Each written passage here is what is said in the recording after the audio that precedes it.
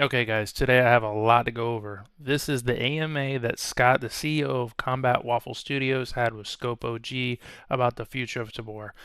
I will just go through really quick over all the topics that were mentioned and everything that was talked about, and then I will go into each topic a little bit deeper. There's quite a bit to go through, so I will be kind of fast, and at the very end, I will give my 2 cents on everything.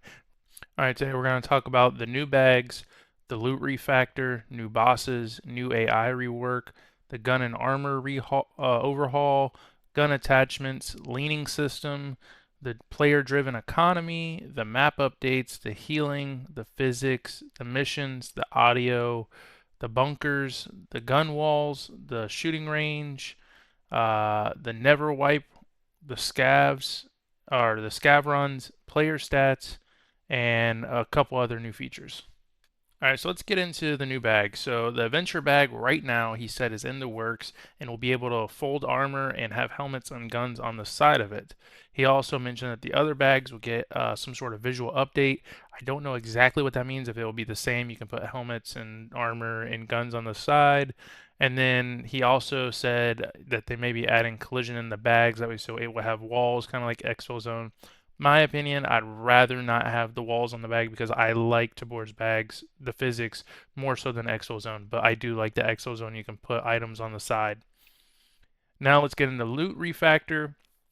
He said this actually should be released in the next month, also along with the new bag. So hopefully the new adventure bag will also be in the next month. Airdrops will now be dropped with a flare gun coming in that players will shoot up into the sky. In my opinion, that's pretty badass. It's almost like calling in a care package, like in Call of Duty. The higher loot, so he said that there should be more to loot, higher loot found. I don't know when that will be exactly. Hopefully within the next month also. But he mentioned these at two different times. And there will be more variety of loot. The loot will also be more useful, which we'll get into later in the video. He also mentioned at some point that he might be removing static spawns for high value loot, such as like cards or GPUs. Also, the GPUs and other other computer parts like RAM, sticks, CPUs, the GPUs, all that is going to be remodeled because the Intel room is getting an update at some time. All right, so the new bosses. There are two new bosses to be added, and along with this, there will be a new faction being added called the Zero Foxtrots. And it sounded like maybe they were going to be harder and more geared than the regular Phoenix bots. I couldn't tell if this new faction was the two new bosses that were being added or if they're two separate things. It was kind of hard to understand what he meant. He didn't really distinguish between the two. He also mentioned that there's another boss on another map that is different from the other two, but he didn't mention which map this would be. These are not to be planted, or these are not planned to be added right now, but later down the road in a larger update. Since we're on the topic of bosses and AI, the new scavs will be reworked on the back end, or scavs can now be worked on the back end. Therefore, there is no hotfix or patch needed. He can just tune them up or tune them down how he wants right now. But he did say he is going to slowly make the scavs harder, and he's not going to tell us when he does it. He says they will never be as hard as they were whenever the wipe first happened because he said there was a bit much. And I think, yeah, being shot immediately when you spawn through a wall, yeah, I would call that a bit much. He said the devs did not catch how hard the scavs were because they were using cheats, basically God mode, where they're invincible to see how the missions were. Speaking of the new bots, Scott did say he wants them to be harder and he wants them to be smarter. So he mentioned that he wants the bots to realize which guns have on the best gear, the best guns, and eliminate them first. He wants them to take cover when they are needed, when they're hurt, and he wants them to rush a player whenever they're weak. So let's get into the gun and armor overhaul. This one's going to be a big one. Scott says he does not want to add modular weapons because standalones cannot handle it, and I believe this is a great move as most players uh, of Tabor and all VR in general play on Quest standalone, so he needs to keep that in mind. Please keep that in mind, which it sounds like he is. He also wants to rework the armor because he says the armor uses a lot of resources, like computer resources, on the maps. So once they can rework the armor, they'll be able to add more players to the map. So it sounds like he's wanting more than 12 players to be on the map at once.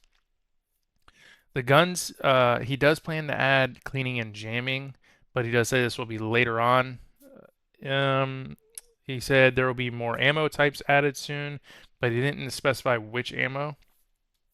I would much rather them see them fixing how to load mags in the mid raid, kind of like Exfil Zone, if there could somehow work something like that in there, versus adding more ammo types, because loading them one by one is a no-go. Scopes, he mentioned, have been reworked for the last 3 weeks, so they should be released very soon. I mean, he said very, very soon, so I'm hoping to see that in the next month. Uh, he said the new scopes are mint, and that is a bold statement, and I hope that is true, but let's see if it is.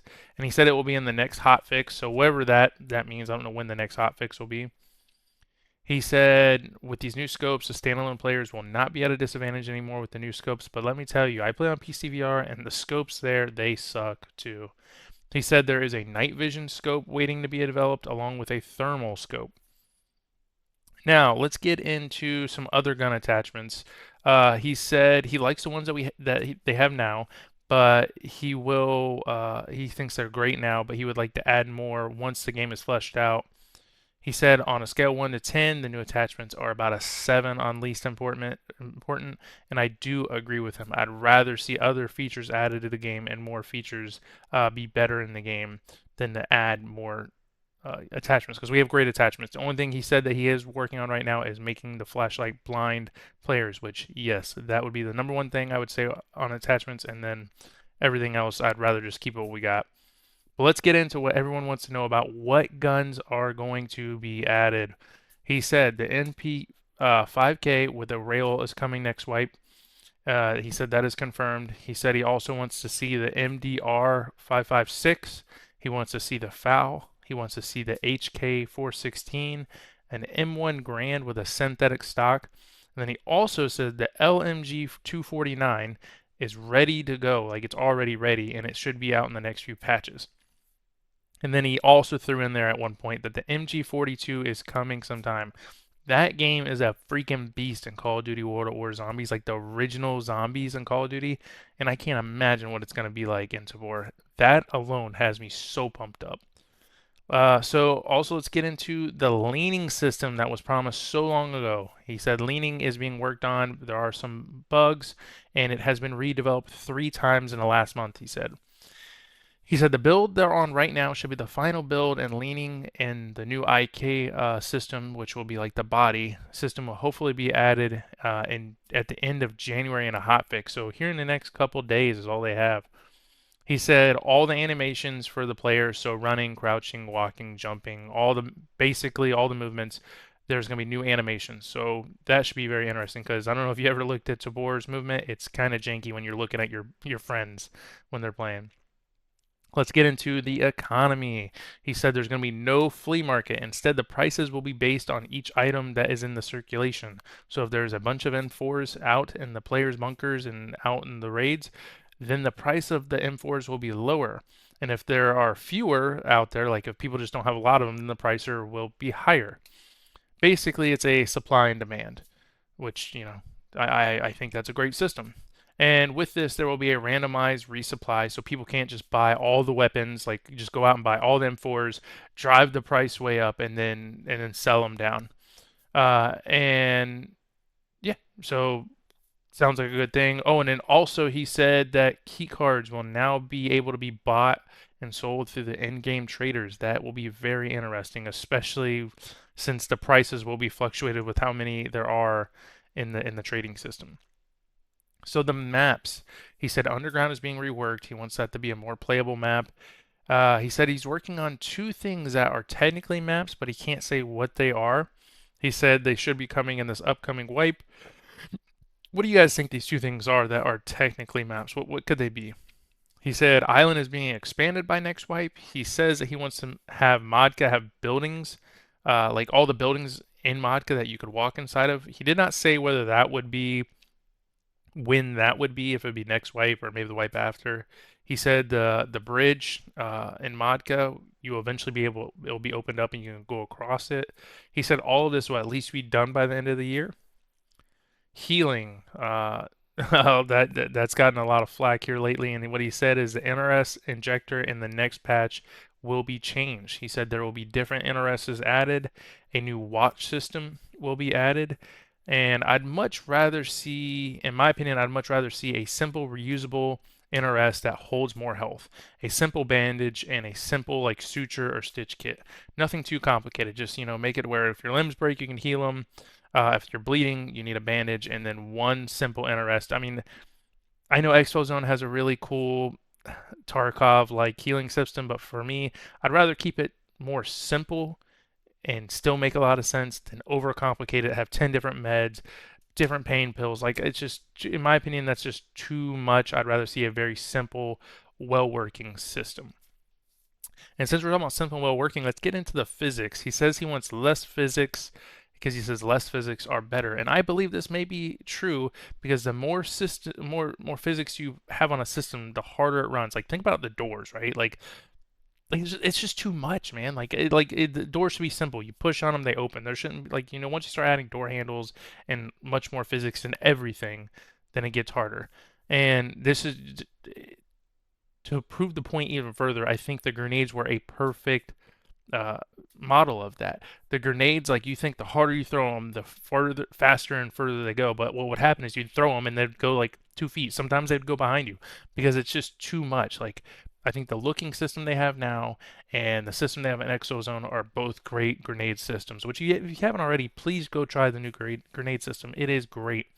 But let's move into missions. He said they will be rebalanced. He didn't say too much of what they would, but it is being currently worked on. My opinion, the missions are actually pretty good. It's the task, in my opinion, that need to be worked on. Like, the experience, the reputation you get per task needs to be increased. The audio, he said that is being reworked right now by an engineer who worked on After the Fall and the Arizona Sunshines, which, I mean, those are very good games. So that means I believe the audio will get better. He did say the gun sounds will never be changed, which, in my opinion, the guns sound great in Tabor. Let's get into the bunkers. Okay, so he said there will be no shared bunkers as of now. They're working on some sort of shared bunker, but they cannot come up with an idea or a system that makes everyone at the Combat Waffle Studios happy. I would rather see, instead of a shared bunker, maybe like a trading system you can have with friends, so I can send my teammates their gear they lost in the raid, or maybe they're broke, so I'm just sending them some gear to help them out. But I do see that they need to figure out some sort of system because you don't want just someone just sending bunch of gear all day long. So maybe if there was like a limit, a daily limit or something, I don't know, but there has to be some sort of system put into place so people aren't skirting around the economy. And there needs to be or he said there's some sort of personalization that is coming out with the bunkers, but he can't really say what all it is. The gun wall, he says it will be reworked, but he doesn't say when it will be because it's going to give something else away. He says he does want the guns be able to be mounted vertically instead of sideways. The shooting range and unlimited ammo in the shooting range and character customization, both items he just responded with. You have to find out in a few months because he doesn't want to give away what's going to happen.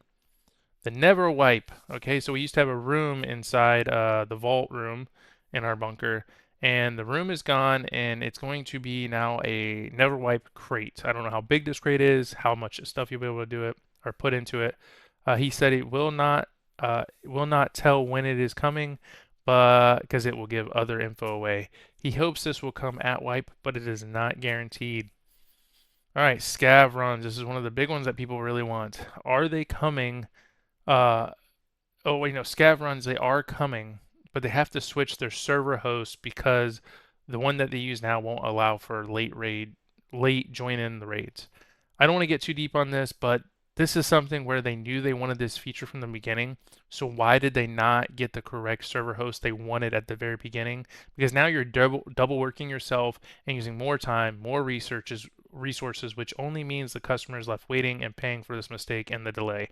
I'll get more into this in my opinions and comments at the very end, but I just think that was just something they should have just got right from the beginning. Like, find a server host that would have done everything you wanted from the beginning, because now you're just kind of squandering on it.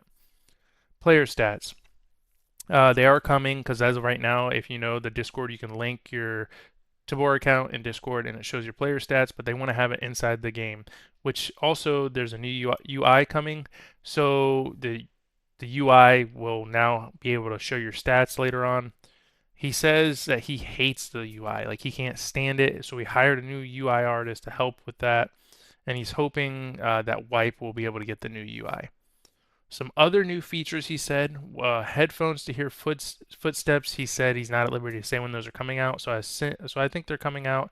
He said binoculars are not coming, but he did say that there will be a tactical sprint coming, but there was no info on really what that means, so I have no idea what tactical sprint means. Day and night cycle and weather are coming. I don't really know what the day and night cycles mean. Like maybe like it starts out really bright and then as the raid gets later, the raid gets darker. I don't really know what that means, but having different weather, that's kind of cool. I mean, I could see that being an issue, especially with all the fogginess on the maps. I mean, even Mall's pretty foggy, and I play on PCVR and it's pretty foggy.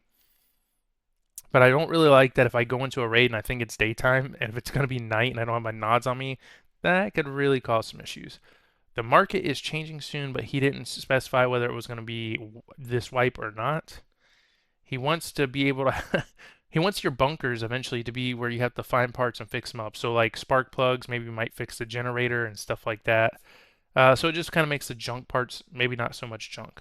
He also said that he wants to have another AMA with scope whenever the wipe happens, so Scott can tell all the new features that he couldn't mention in this AMA, because he said this new wipe is going to blow our socks off or something along those lines. Now, let's get into my thoughts on all of this. Here's my thoughts on the AMA and Scott and Tabor. This AMA has me excited for the future of Tabor, but I'd be lying if I said I am not nervous about Scott and Tabor being able to hold up all of these promises. This is a lot of promises that have been on the roadmap for 2 years, and we have not seen these features executed yet. We were told these features were coming, but have not been implemented in features that are now uh, that were promised and now may never even be implemented. When pushed about this, there's the roadmap. Our roadmaps are gone because they got copied, and I get that to a certain point. But everything that was copied, they've had 2 years to make to come to life, and at the very least, try to implement these features that were on the roadmap. But instead, I think the resources, the devs, and the money were put to making Grim and Silent North, and not put to finding quality devs, or put into the effort was not put into Tabor. And I think while all this was happening, Tabor was just kind of put on the back burner. Certain things Scott has said, like the scopes are atrocious and he hates the UI system, makes me wonder why even have these in the game at all. Having to rework your watch 3 times is just tripling the amount of work that yourself and the devs have to do. Sayings like measure twice and cut once and do it right, do it once come to mind. Make sure that what you are making is at least good enough and maybe even great, and then you won't have to worry about reworking whatever features you already have. This will save time, money, and make the consumers, us, the game players, happy. Although I know as consumers, we are generally unhappy. Scott can make the best game in the world, and we would still find a way to complain. Scott mentions how Contractors is a great game because they have great devs, but what I don't understand is what is stopping Tabor from having great devs themselves.